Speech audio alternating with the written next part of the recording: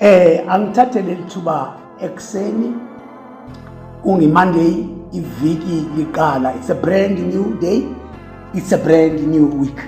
It's a brand new day. Let us rejoice in it. It's a day that the Lord has made. Ngiyabingelela ke umlalelo lalele ngalesi sikhathi endaweni yaseThwathwa neZiphaluka iDavidton the entire Ekurhuleni lapho le platform ifinyelela khona. Angibingelele ngithi kingdom greetings be all thou greeted in Jesus mighty name. Akukuningi engingakusho iqiniso lithi unyaka uyaphela. Unyaka uyaphela kodwa wena usekhona. I know ukuthi unyaka umuqala abantu bebenzile ama resolutions. Abantu bebethandile to achieve 1 no 2 no 3. Abantu bebethande ukufinyelela kulokhuya nalokhuya kodwa sihlobo sami noma akwenzekanga kusengenzeka. Ungazibulali kusengenzeka. In him kuyenzeka. All things are possible with God. All things are possible in him. Unyaka kusaphela kunamazwi engithanda ukuthi sibonisane ngawo nje kafishane before sizoye emthandazweni from the book written by Apostle Luka chapter 5. Luka chapter 5 sizothatha nje amavesi amabili. Ngithanda sinake uverse 4. It reads as follows. Kuthe esegcinile ukukhuluma wathi kuSimoni, qhubekela ekujuleni nehlise amanetha enu nibambe. Verse 5. uSimoni waphendula wathi, Nkosi, sishikile ubusuku bonke asibambanga lutho, kepha ngezwi lakho ngiyakwehlisela amanetha. La sithola aboPetro, aboPeter bayadoba, babamba inhlanzi. Uyafika uJesu, ufika bebhizi bengabambanga lutho.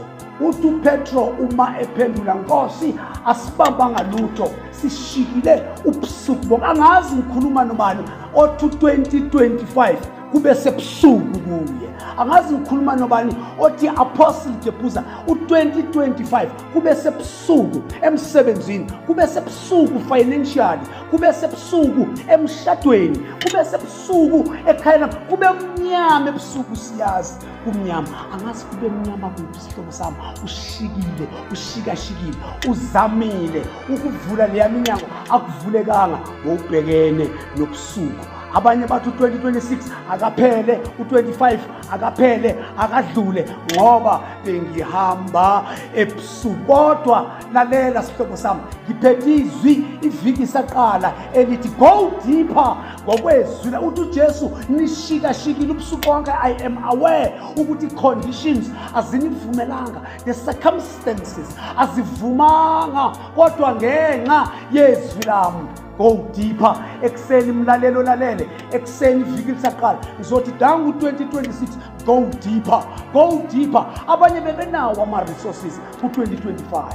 All things set up, konke bekuhlelekile, things were organized. Kodwa iqiniso lithi akwenzekanga. Uyayazi into engenzekanga empilweni, uyakwazi ongakuachivanga 2025 bowuthandile ukukwenza. Kube sebusuku, yebo ngiyavuma, kodwa ngicela ukuthatha ukusho kwakhe liyabasebenzela abalikholwayo. Remember his word. Ushilo naye uNkulunkulu wathi, I am not a man that I should lie. Thatha izwi lakhe uphile. Go deeper 2026 kwezo plans zakho bowufuna ukuzenza ongaziachivanga ngo2025. 2026 ahead, go deeper. Qhubekeke ekujuleni. Asiqhubekekeni ekujuleni sikhohlwe ngokungenzekanga. Kusengenzeka. Tomorrow likhona. In him we move, in him we live, in him we have our being. All things are possible. Asiqhubekeke ekujuleni. Go deeper. May the good Lord bless you all. Shalom. Baba egameni likaJesu, nangu umlalelo lalele uNkulunkulu lisaqala iviki baba, lesiplanile uNkulunkulu, izinto azenzekanga loya kuleli yakhaya bebehlosile ukwenza lokhu nalokhuya kodwa kwenzekanga uNkulunkulu wethu kodwa sethemba wena ukuthi ngokwezwi lakho baba kuyenzeka ngokusho kwakho izwi lakho linguwe izwi lakho liphilile umoya ongcwele kusisa abantu bakho kusisa abantwana bakho usaphela unyaka usezoqala unyaka omusha baba siyafunga siyakhuleka siyakholwa sizoqhubekeka ekujuleni ngokusho kwezwi lakho sobamba ukusho kwezwi lakho sobamba ukusho kwezwi lakho liyabasebenzela izwi lakho abalikholwayo yandisa ukukholwa kwethu dala ke konke baba nakule festive engaka hamba nabantu bakho ezindleleni we sprinkle the blood of Jesus make them accident free make them disease free make them temptation free balonde besehla besenyuka baba ekuseni sizovala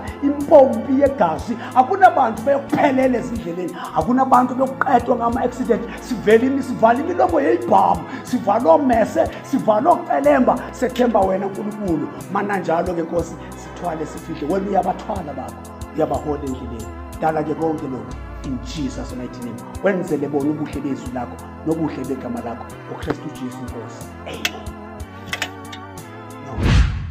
Mlalelo lalele ngithanda ukuthatha lesi sikhathi ngikwazise ukuthi this is Apostle LL Kibuza from A God's Love Evangelical Ministries siyatholakala njalo ngama Mondays kwi eThwathwa TV kwi program i-morning devotions sibambe lapho for amazwi enkuthazo amazwi anamandla amazwi okuqhubekekisa uqhubekeke iviki lonke sibambe catch us live from 7:30 till 8 o'clock catch us live shalom.